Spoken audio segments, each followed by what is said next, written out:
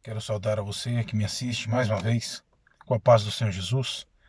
Quero compartilhar com você a palavra do Senhor, que está no Evangelho de Lucas, capítulo 13.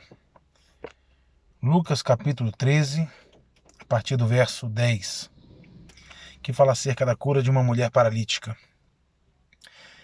A palavra diz o seguinte: e ensinava no sábado, numa das sinagogas. E eis que estava ali uma mulher que tinha um espírito de enfermidade e já havia 18 anos, e andava curvada e não podia de modo algum se endireitar. E vendo a Jesus, chamou a si e disse-lhe: mulher, estás livre da tua enfermidade. E impôs as mãos sobre ela, e logo ela se endireitou e glorificava a Deus. Até aqui. Meu irmão, algo que... Claro, essa palavra tem muitos detalhes, é rica em detalhes, o ensinamento é bastante amplo, mas algo que me chama a atenção, alguns aspectos que me chamam a atenção nesta passagem, é que, primeiramente, Jesus, ele não operava milagres necessariamente nas sinagogas. Ao contrário, ele operava milagre por onde ele passava, nas aldeias, nas terras, de perto, de longe, sendo sempre seguido por uma multidão. Seus discípulos, aqueles que apenas queriam algo ali, um milagre, uma bênção, uma cura. Mas Jesus, ele se encontrava nas sinagogas, e especialmente, claro, no sábado, por causa da lei judaica, o dia do culto, o dia do resguardo, né? Vamos dizer assim, que você se guarda, é o dia separado para Deus, a lei judaica. Mas ele estava sempre aos sábados, na sinagoga, ele não estava para operar milagre, ele estava para ensinar a palavra, ensinar o evangelho que ele já estava introduzindo em meio ao povo. E é interessante que esta mulher que foi curada, ela estava na sinagoga. Algumas descrições me faz crer que não era uma simples visitante e não era uma mulher que foi ali apenas para obter um milagre. Por quê? Como aquilo que eu já havia dito antes, se fosse para obter um milagre, ela poderia ir em qualquer outro lugar. Jesus, ele passava em cidades, bairros, ele caminhava, ele saía pelos os vilarejos, operando maravilhas e prodígios. Talvez poderia até passar na casa dessa mulher. Mas ela estava num dia de culto, onde se tira para cultuar a Deus e para aprender a lei de Deus, para aprender a palavra de Deus. Ela estava ali com esta finalidade, como todos ali estavam. E há 18 anos, ou seja, isso me leva a crer que já há um tempo, além desta enfermidade, um tempo ela frequentava a igreja. Quantos anos ela estava ali sem alcançar o milagre? E algo também me chama a atenção é que a palavra me diz que ela tinha esse espírito de enfermidade e ela andava curvada. Ela não conseguia endireitar-se, caminhar em pé. Ela estava sempre curvada.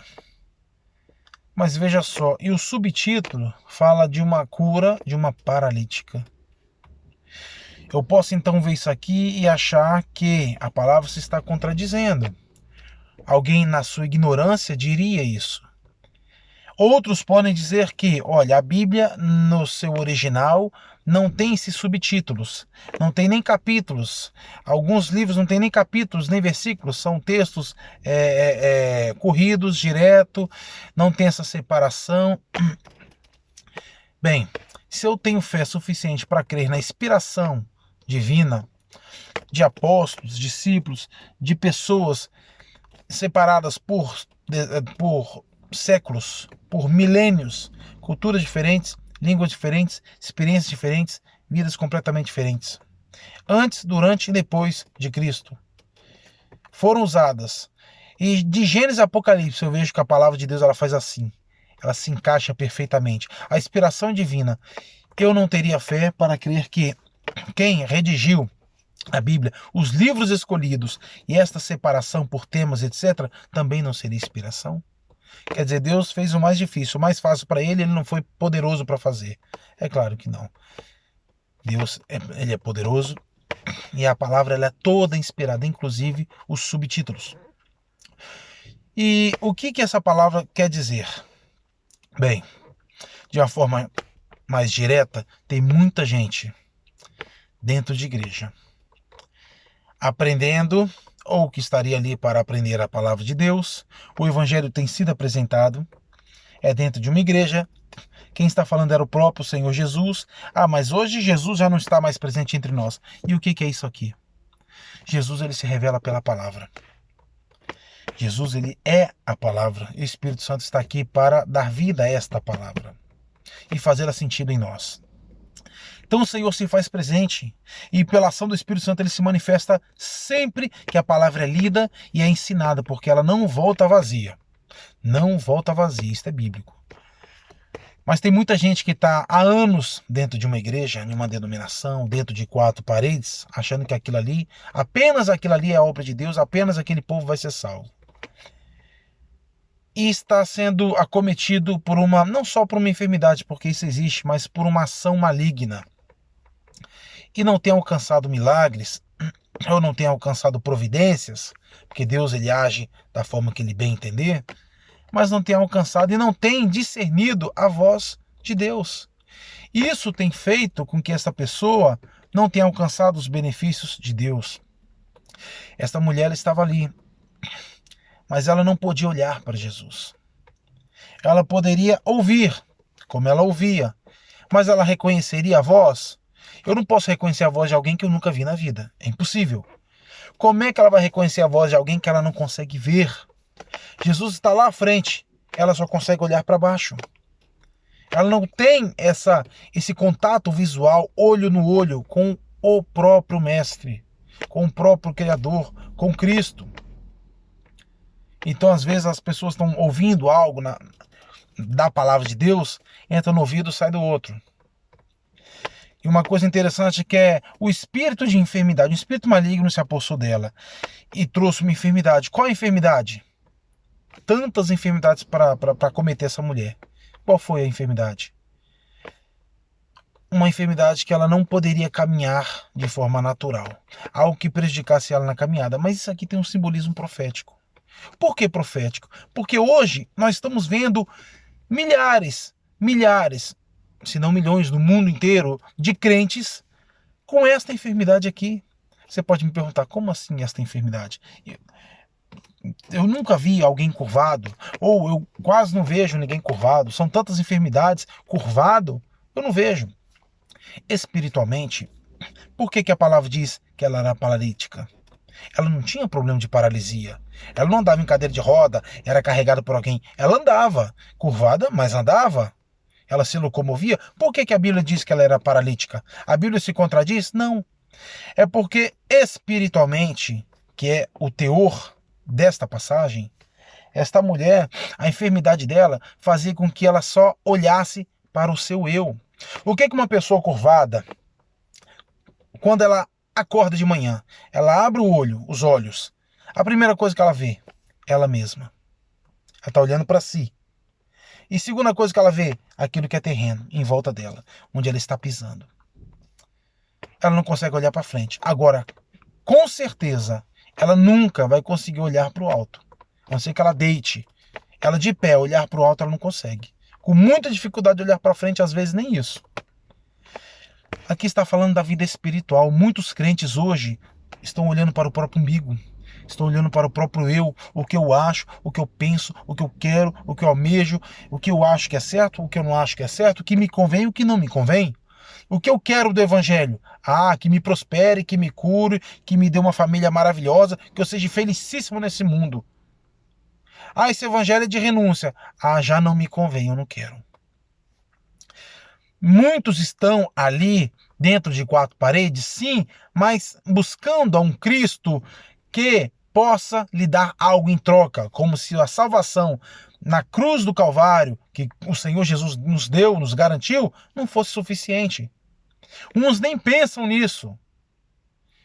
Queremos, sim, de uma forma geral, bênçãos para este mundo, bênçãos para esta vida, mas ninguém quer aquilo que é a essência do evangelho, que é salvação, renúncia de vida, transformação, deixar o seu eu de lado. Ninguém quer isso.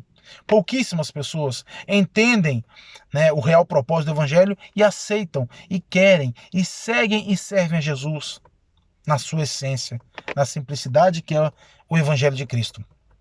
Muitos estão dentro de quatro paredes, enfurnados em igrejas, em denominações ou em outros locais, buscando, almejando que o Senhor dê algo em troca, que o Senhor venha abrir portas, que o Senhor venha operar milagres.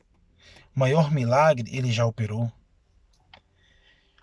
E essas pessoas estão curvadas, sim. Essas pessoas estão curvadas, estão sempre olhando para o próprio eu, ou no máximo, no mais distante que consegue alcançar a sua visão, é aquilo que é terreno, é aquilo que está em volta deles, aquilo que é apalpável, que está no solo, na terra. Quantos estão buscando bênçãos terrenas, esquecendo de olhar para frente e, pior, esquecendo de olhar para o mais importante, que é para o alto? De lá vem não só as bênçãos, mas a nossa salvação. E por que a Bíblia me diz que ela era paralítica? Exatamente por isso que eu estou dizendo, porque alguém no mundo espiritual, no sentido espiritual, que não caminha com Cristo, que não consegue caminhar olhando para frente, focado, olhando principalmente para o alto, que é de onde vem os recursos para você seguir avante. A pessoa que só olha para si, para um próprio umbigo, ou para as coisas terrenas, para as coisas terrenas, essa pessoa no mundo espiritual, isto é, para Cristo, ela é uma paralítica. Ela não está caminhando porque a igreja está caminhando, só que a igreja anda na contramão do mundo. Essa pessoa está no fluxo do mundo, a igreja na contramão. Porque as coisas do mundo são para quem é do mundo.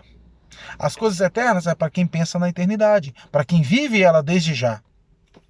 Então, para Deus, no mundo espiritual, um crente que só olha para si e olha para aquilo que é terreno, ele é um paralítico, ele não caminha. Ele não caminha. E tem muitos hoje paralíticos. Muitos que não conseguem enxergar ou não querem, porque convém não querer enxergar a verdadeira essência do Evangelho de Cristo. Deus amou o mundo de tal maneira que deu seu Filho unigênito para todo aquele que nele crê, tenha casa, carro, saúde, prospere, seja tudo de bom e do melhor nessa terra. Não pereça. Mas tem o quê? Uma vida repleta de pomposidades, de riquezas, de bem. Tem uma vida eterna. Deus vai te abençoar aqui porque Ele ama a tua vida. Só que o compromisso dele não é com o homem. O compromisso dele é com o salvo. É com o cristão. É com aquele que o tem por pai. Aquele que obedece aos mandamentos. É aquele que serve a ele. Aquele que tem renunciado o seu eu e todo esse mundo, como aquela mulher aqui não fez. Tudo tem sido renunciado em pró do céu, em pró de Cristo, o autor e consumador da nossa fé. Com esse Deus tem compromisso. Deus quer que todos se salvem, mas Deus não quer que todos prosperem, que todos sejam abençoados em forma geral. Não. Deus tem compromisso com os seus. E Ele abençoa, mas Ele não abençoa aquilo, Ele não te dá aquilo que você quer. Ele te dá aquilo que você precisa. E aquilo que você precisa vai fazer você alcançar aquilo que você jamais sonhou em ter, que é o céu, a vida eterna. Então, o que eu queria deixar aqui, resumidamente, tem muitos paralíticos dentro de denominações, dependendo da palavra ou de algo chamado Deus, ou de tudo aquilo que se chama Deus, para obter bens terrenos, bênçãos pessoais, mas não olha para o próximo, não olha para o que importa, não olha para a palavra, não procura aprender da palavra de Deus, não quer saber de renunciar a si e ao mundo, mas quer ver na pessoa de Deus ou na pessoa de Cristo como uma moeda de troca. Sinto-me informar, se você faz parte dessas pessoas, que você está perdendo tempo e que vocês têm, eu não sei qual outro termo usar. Então vou ser bem direto e claro. Você está a passos largos para o inferno. Bom, me desculpe falar assim, mas esta é a verdade. Doa quem doer. Se você tem a palavra de Deus como um manual de vida e tem a pessoa de Cristo não como aquele que vai te dar presentinhos aqui, não se barganha com Deus. Mas como aquele que se te abençoar bem, se não te abençoar, bem do mesmo jeito. Eu o amo não pelo que ele faz, eu o amo por aquilo que ele é. E o que ele é em mim, porque o teu espírito, o seu espírito habita dentro em mim. Se você tem Deus, se você tem a pessoa de Cristo desta forma e renuncia tudo com dificuldades, é lógico, é natural, somos humanos, mas você renuncia, você prefere lutar contra si mesmo e contra o mundo, em prol do Evangelho, em prol da palavra, em prol de Cristo, em prol de Deus, em prol do céu, você é bem-aventurado e fique firme, porque você está no caminho certo. E logo, logo, você vai ver a recompensa dessa sua espera, dessa sua luta tão difícil, porque Jesus está às portas. Que Deus te abençoe com esta palavra, no nome de Jesus.